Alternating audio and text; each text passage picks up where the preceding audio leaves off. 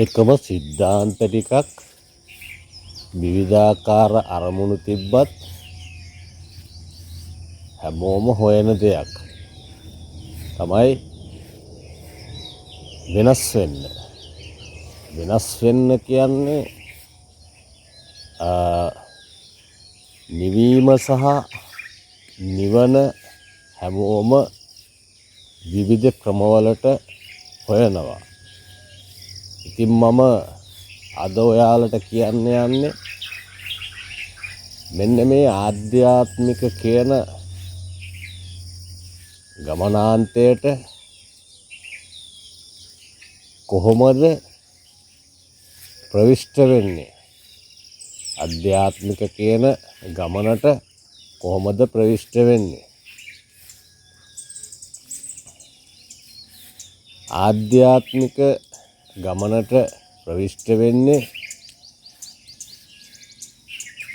සිද්ධාර්ථ ගෞතම සියල්ලම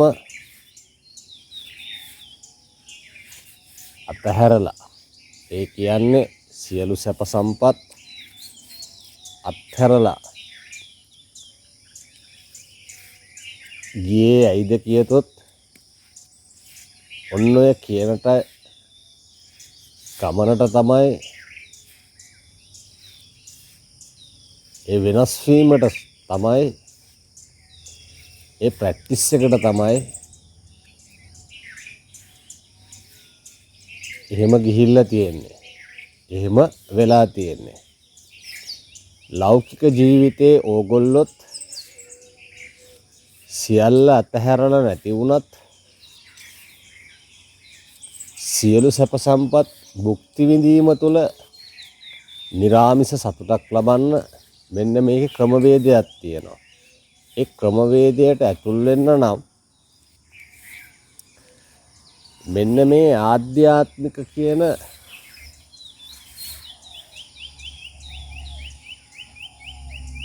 ගමනටයි ඕගොල්ලෝ ප්‍රවිෂ්ඨ වෙන්නේ.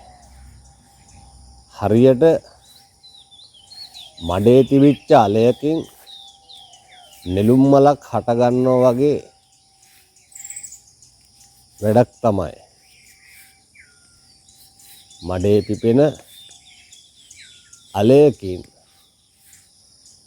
මඩ පසාරු කරගෙන හරියටම නෙළුම් මලක් පිපුණා වගේ තමයි මෙන්න මේ ආධ්‍යාත්මික කියන ගමන් මාර්ගයට ප්‍රවිෂ්ඨ වෙන්නේ. ඒ කියන්නේ මේ හැම දෙයක්ම ඇහෙන දැනෙන සියලු පරාසයන් අලුත් විදියට තමයි දකින්නේ. විවිධාකාර විවිධ විදියට තමයි Tamanට මුණ ගැහෙන්නේ. ඉතින් මෙන්න මෙහෙම මේ ගමන යද්දී මෙන්න මේ ප්‍රැක්ටිස් එක තුළ තමන්ගේ සියලු සිද්ධාන්ත වෙනස් වෙන්න ගන්නවා. ඉතින් ඇත්තටම මෙන්න මේ වෙනස් වීම තුළ නිර්වාණය, මෝක්ෂය, මේ තියෙන සියලු ශාස්ත්‍රෝන් වහන්සේලා කියලා දුන්නු මේ කන්සෙප්ට් එක විවිධාකාර දොරටු වලින් කිව්වත් එකම දොරටුවකට එකම තැනකට ප්‍රවිෂ්ඨ වෙන විදිය තමයි කියන්නේ. එකම තැනකට ප්‍රවිෂ්ඨ වෙන විදිය තමයි කියන්නේ. ඉතින් මෙන්න මේ ජීවිතය කියන සියුම් සිද්ධාස්ථානය ආලෝකමත් තරුවක් කරා රැගෙන යන්න ඔයාලටත් පුළුවන්. ඒ කියන්නේ මේ පෘථිවියේ ජීවත් වෙන සියලු ජීවීන්ට පුළුවන්. මම එහෙම කියන්නේ මගේ ලැබපු අත්දැකීම් ඔස්සේ. කවදාවත් පිටකවරයකින් කෙනෙක්ව මනින්න උත්සාහ කරන්නත් එපා. බුදුන් වහන්සේ එක්තරා තැනක එය දේශනා කරලා තියෙනවා. දාර්චීරියගේ කතාවත් ඔයගොල්ලෝ අහලා ඇති. දර ඇඳගෙන හිටියට දාර්චීරිය මොන වගේ කෙනෙක්ද කියලා ඕගොල්ලෝ හුදෙක් වෙලාවට අහලා ඇති, දන්නව ඇති. මිලින්ද වච්ච මහරහතන් වහන්සේගේ කතාවත් ඕගොල්ලෝ අහලා ඇති. බුදුන්ගේ කාලේ. එතකොට ඔන්න ඔය වගේ බුදුහාමුදුරුවන්ගේ දේශනා සූත්‍ර වල කතාව ගත්තොත් ඒ වගේ දේවල් තියෙනවා. ඉතින් මම ඔයාලට කියන්නේ මෙන්න මේ සමාජයේත් ඒ වගේ අය ඉන්නවා. කවදාවත් පිට කවරයකින් එළියෙන් බාහිරෙන් මනින්න යන්න එපා. ඒගොල්ලොන්ගේ ඇතුළාන්තය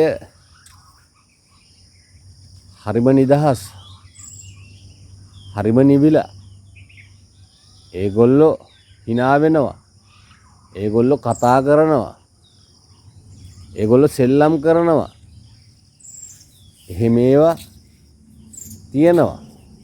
නමුත් මෙන්න මේ ඇතුලේ තියෙන ක්‍රියාකාරීත්වය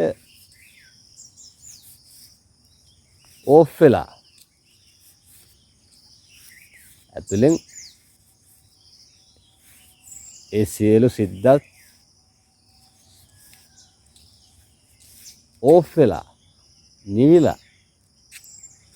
නමුත් වටේ පිටේ තියෙන මේ සියලු දත්ත